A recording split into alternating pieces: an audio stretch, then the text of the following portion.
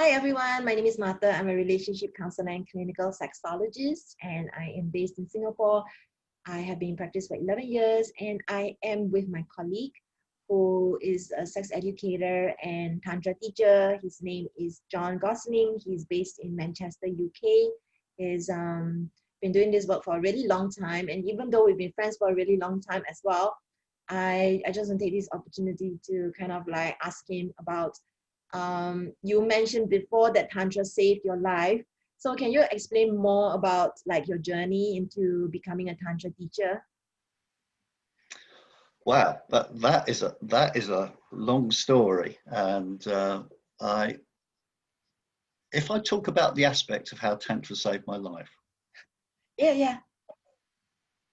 so I back in March I was away and caught the COVID-19 virus, and I came back to the UK, and it was at the time when COVID-19 was really new, and there was a lot of fear, and I felt as I became iller. At first I just had a cold, but then I started to get the aches, the pains, the loss of taste, the cough. I became more and more fearful, and I contracted, and I started watching the news and starting to feel really fearful and scared that I might die. And as I became more fearful, I actually found myself getting iller and iller. And I phoned up our emergency line, and they sent me to hospital. And at the time, they had no COVID tests, but they said, well, we suspect you do have the virus, but it's only affected part of your lungs, but we're not 100% sure that you've got the virus. But what we'll do is we're going to send you home because you've still got some lung capacity, still able to breathe. And just in case you haven't got the virus, we'll give you these antibiotic tablets. And so I came back home. I live on my own, and I was faced with taking tablets, and generally I avoid taking any pharmaceutical medicine if I can avoid it, because I believe in the natural body's response. And yet here I was extremely tempted to take this medicine, and I really felt the fear, and I started to get migraine headaches, which I've not had for years, and really deteriorate in my body, and I was getting iller and iller. And I looked at these tablets, and immediately I was reminded of the Matrix, of taking the red pill or the blue pill. And do I take these tablets or don't I? Because if I take these tablets, I realized that I was buying into this cycle of fear and taking these tablets. And from that moment on, I said, I'm not going to take these tablets at this moment. It's not a decision for the rest of my life. It's in this moment. I set them aside and said, I am fearful, I'm scared. And so I started to breathe in a tantric type way, bringing energy into my whole body.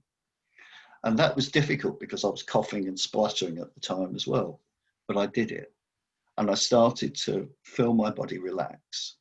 And then what I also did was, this is a bit non-tantric in the sense of I'm a bit of a fan of Louise Hay, and I looked up Louise's book How to Heal Your Life, and looked at some of the symptoms I had, and started to say the affirmations related to those.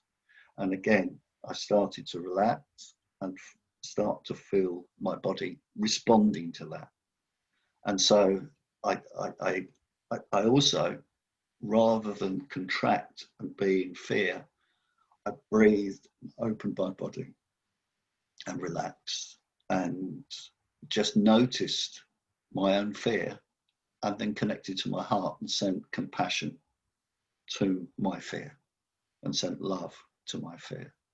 And knowing that that was an aspect of my past which was still present, and I needed to love that. And I didn't tell myself I was being stupid or anything like that. I just sent love to my whole body. And I sent love to my immune system to help fight the response. And bit by bit, I got better just by doing those practices very regularly. And I realized that although I do practices daily, there was more that I could do to be in my body and to accept it and not to be so much in my head. So it was a massive lesson and I'm very grateful to the virus for reminding me of how I can be and how easy it is to go back into the fear, go back into the isolation. And another important thing I did was I reached out to friends. You know, I'd noticed that because of my fear and my actual contraction into something small, I wasn't reaching out to friends. So I reached out for connection and went back to meeting and talking with people online or on the phone, and just realized that I wasn't alone, and then saw nature and looked out and saw that I have a beautiful tree outside and was able to connect to the tree, and that I'm more than just this physical being. I'm beyond myself. So that's how Tantra affected my life in a positive way with the virus. Yeah, so I was trying to ask how you became a Tantra teacher, but I think this answer is the story that needed to come out, which was the scary time of your life. And it was very recent. I think people all around the world are still being very affected by the virus. And I think this story of no matter what situation we are in, even people who are fighting the virus and who are scared, I think it's as far as possible to know that we always have a choice. You know, life happens, things happen, virus happens, but we also have a choice on how we deal with it. And I think it was great that, Jon, you were using the tools that you already had. And for those of us who are not familiar with it, like what Jon mentioned, breathing and affirmations, reaching out to friends and nature, meditating or praying, all these things are things that can really anchor us during this period. So yeah, thank you for sharing. Thank you. I'm sorry I didn't answer the specific question, but I can do that another time. I think it's beautiful. I think it's perfect and it's meant to be. Thank you. Thank you.